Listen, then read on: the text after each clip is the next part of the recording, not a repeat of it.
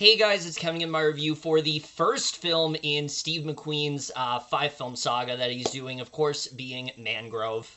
So what Mangrove is essentially about is we center on the character of Frank Kirchlow, and he is someone who he has created this restaurant known as Mangrove, which basically is meant to be a safe haven for people of color and things like that to come together, and people that are just not accepted around that time. However, this restaurant is raided constantly by police and things like that, and this really starts to become a problem, and especially when it is known that the members of the Black Panther are attending this restaurant. It starts to really annoy the police officers, but it also really starts to irk Kirchlow, and this leads to what's supposed to be a peaceful protest, but very quickly escalates into something far more violent. And so the rest of the film is everyone trying to grapple with that, get that necessary justice, and try to keep Mangrove as its intended purpose and make sure that it can stay intact. So Mangrove overall, I was really excited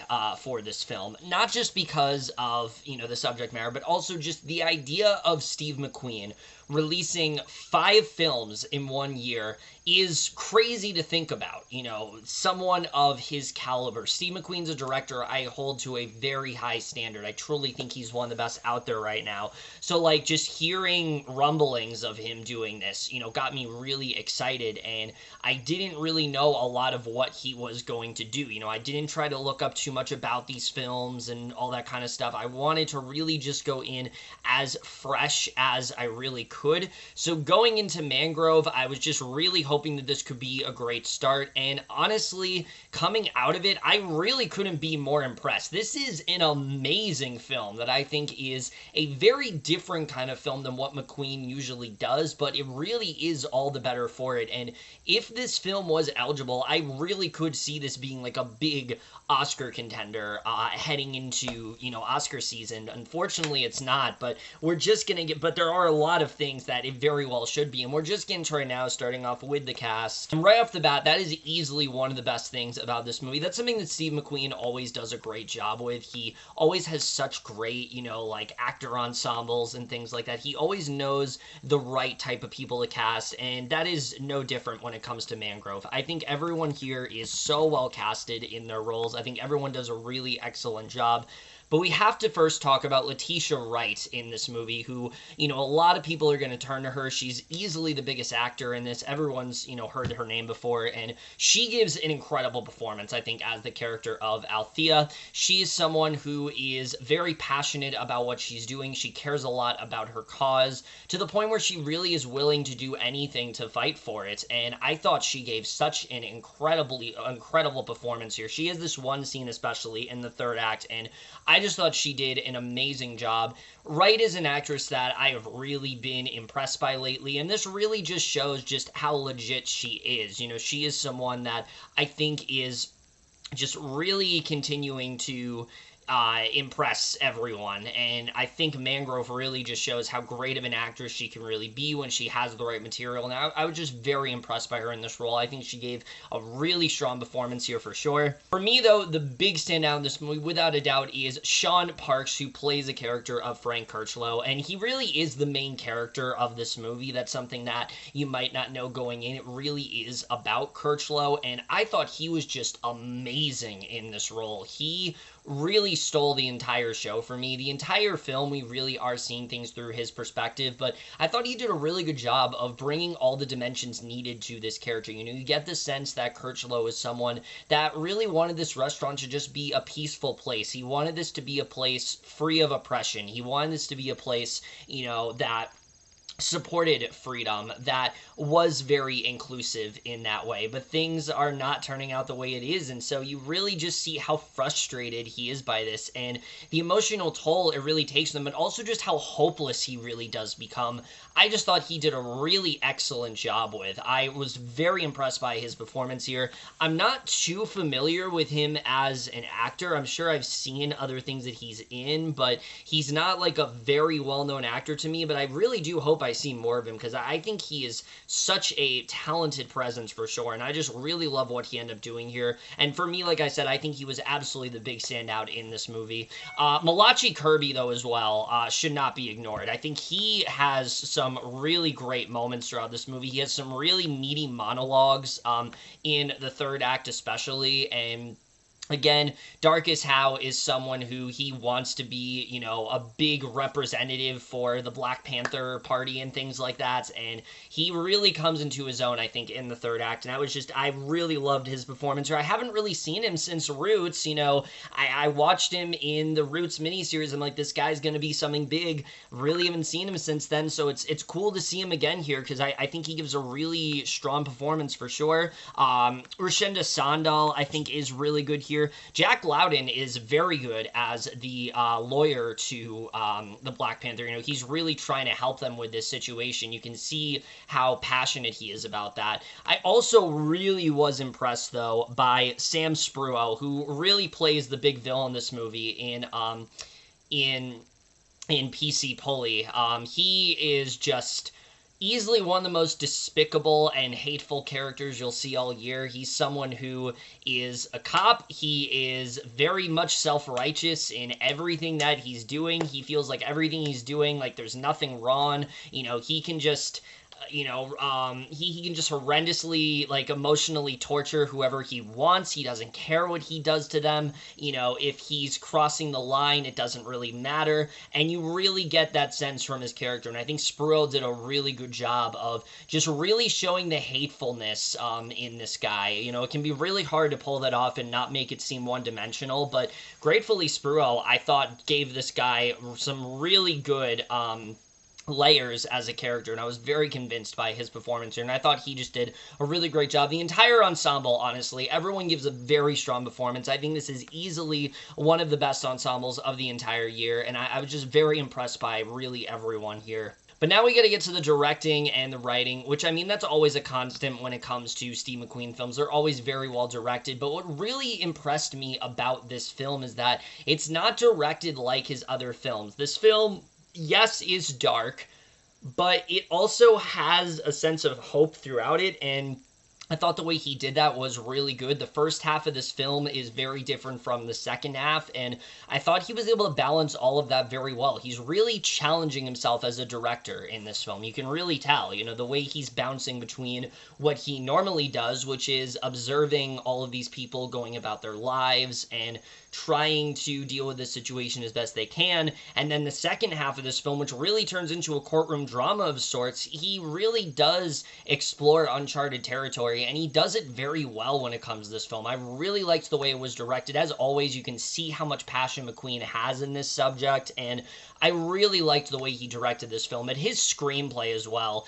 is very good here. And like I said, the thing that really struck me about this film is that it really does feel like two films in one, and that might sound like a complaint. You know, you might, usually when you read things like that, it's like, oh no, this is like a clusterfuck of sorts. It's really not at all. What I mean by that is that it is, half of the film is, like I said, what he usually does, where we are seeing all of these people go about their lives. We're seeing Frank Kirchlow trying to keep this restaurant and his life afloat, but it's constantly being raided by the police, and it gets so exhausting. But it's supposed to be exhausting. You're supposed to be annoyed at what they're doing. And it also, this all truly happened. Like, you can imagine a situation like this where just constantly these officers are coming in and just interfering because, oh, his previous business was a little bit shady, you know, and what this building used to be was like something that was really dangerous, but this is literally just a peaceful restaurant, and the way they're just constantly disrupting it, it's really going to anger you, and I think that he wrote that very well. You know, he did a really good job of showing Kirchlow as someone who, again, he's just trying to do what he can to make everyone happy. He's really trying to do what he can to make this a place of solace for everyone, and it's just not working out in the way he wants to. And you can see how that really starts to break him as a character, and I thought that was very well written. So when we eventually get to that second half of the film, when it becomes more of a courtroom drama, you're that much more invested in the characters, and I think that really worked in terms of the story. The way he really zeroes in on everything, and then once we get, like I said, to the courtroom drama where we get more into some of the other characters, I really appreciated that too, because you really understand why they are so frustrated. Yes, obviously, there's a lot of racial issues going on, a lot of racial tension and segregation, things like that. These are things we've seen explored before, but not to the extent that we see it in this movie. This feels like a very real and almost timely situation. You know, we see police officers that are really crossing the line, and yet nothing that bad is really happening to them. They kind of are just getting away with it. This is like a normal occurrence for them. And again, the fact that it was is something that it really outraged me. And that's when you know the film is doing its job, when it outrages you and makes you want to know more about the story and makes you want to dive deeper into this subject. And I think they did a good job of that, because honestly, I did not know much about this. I didn't know that this was a thing. Obviously, I knew there were tons of racial issues going on in the 1970s, but I did not know about this specific issue. But it definitely drew me in. It's definitely one that I want to know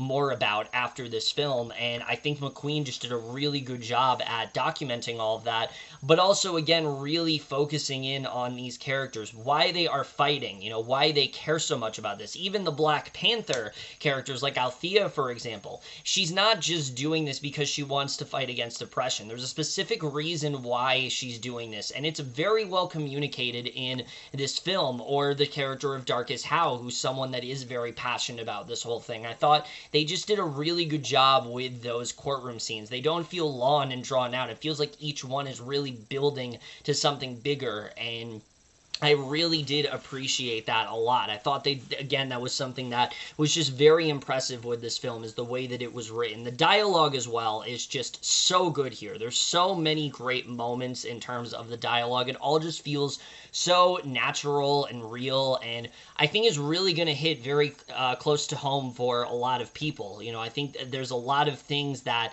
these characters are going through that we still very much experience on a daily basis, and, you know, that I think a lot of African Americans, you know, experience on a daily basis. And I think that's something that a lot of people are going to relate to here, sadly. And I think that was something, again, that McQueen just handled very well when it came to this film.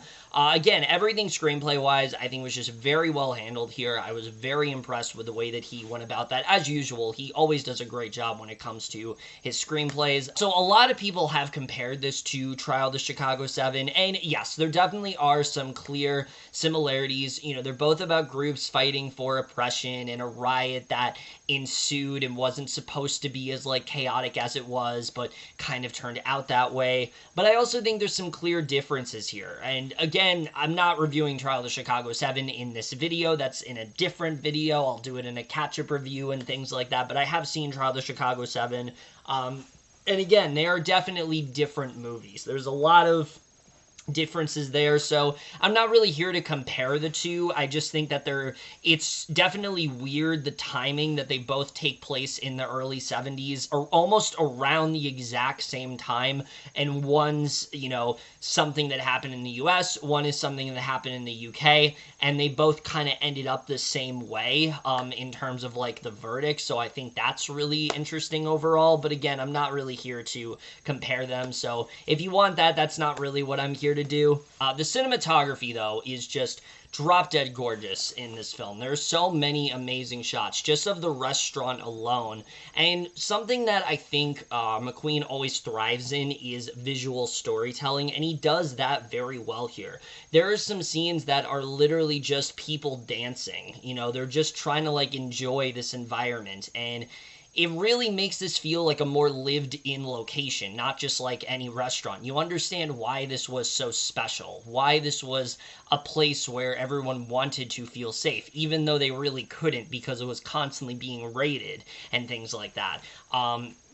I really enjoyed that. You know, there's a really great scene where you're just seeing everyone, like I said, dancing and enjoying themselves, and I thought it really added to my enjoyment, but also just my frustration when the police start to get involved and when they are just constantly beating down on someone like Frank Kirchlow, someone who is just this really nice guy who's trying to keep things together, and the way that that really just gets him to crack, I thought was very devastating. And again, it really spoke to the story with the way they did that. And I think the cinematography is just very well handled here. The riot scene as well, I really love the way that was all filmed. I just thought overall, cinematography wise, they did an excellent job as usual. The score as well here, I think, is really good. It definitely hooks you in, and the soundtrack as well. That's something that McQueen always does a great job with.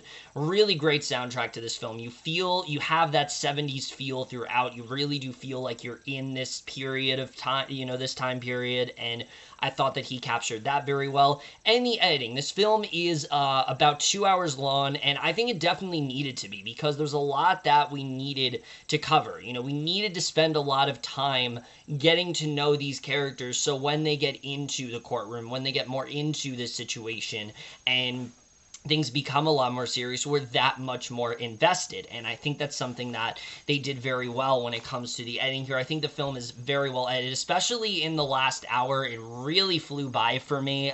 There wasn't really a point where I was bored with this film at all, and I was just really enjoying the way the film was, edited overall. In terms of flaws, it's very hard to think of any, because I think there's so much that this film does well. You know, it's a film that's just so passionate, and there's so much to praise about it. It's very hard to find a flaw. If I did have to say one, though, I would have liked to see a few more of the Black Panther members and see what they do besides just fighting for this cause. I feel like we get a sense of who Althea and Darkus are for sure, but I would have liked to get a little bit more in depth with some of the other characters. It's very focused on Frank Kirchlow, which I don't have a problem with. You know, this is very much his story and things like that, and I think they handle it very well, but I would have liked to get into those characters just a little bit more. The film is also really good, I think, with not trying to glamorize anything. It really tells you very bluntly what happened, and it's one of those films where, and this hasn't happened to me in a while, but you know how when you watch based on a true story films, there's like that text that comes up that tells you, you know, what happened after? This is one of the few times where I was legitimately shocked at, like, what I was reading. I couldn't believe this is the direction that things went into, but without spoiling anything, this doesn't really end on a hopeful note, and I really do applaud McQueen for that. I think he could have ended it on a very, you know, he could have ended things in a nice little bow, but I think it really goes with his message that this is still going on. Things like this occur on a daily basis, and nobody bats an eye. Nobody is really doing anything to fight it, and things like this should have never happened, and we need to call out things like this when we see it. The systemic racism, it's just continued to flow throughout generations, and you can just see how angry McQueen is at that, and I think that was something that was very well done in terms of the ending. Again, he could have made it very he could have made it very melodramatic. He could have really, I think, made it happier if he wanted to, but no, he really wanted to portray this in the most honest way possible, and I was just very impressed by the way he went about that. Overall, I really love Mangrove a lot. This is a film that is very passionate. It's going to touch a lot of people. It definitely is hard to watch in some moments for sure, but it has some incredible performances. It's very satisfying in its execution. It's another really great film from Steve McQueen overall. And considering that it's the first film of 5 and already this first film is so good, I cannot wait to see what his other films have in store, because if they are anywhere this good, we are really in for something special. I already knew we were because it's Steve McQueen, but even more so after watching this film. I really wish this film could have qualified for Oscars, because I really do think this is something that everyone needs to see before the year ends. I'm definitely going to give Mangrove overall an A. But over, guys, to my review of Mangrove. Please check this out if you haven't. I feel like this film is just not getting enough attention overall, and I really hope it does. I will be continuing to review all of Steve McQueen's films that he's releasing from here on out. I'm very excited to see what those have in store. But that's really this video. Hope you guys enjoy it. We'll see you guys in my next video, and we'll see you guys for that. Okay, bye.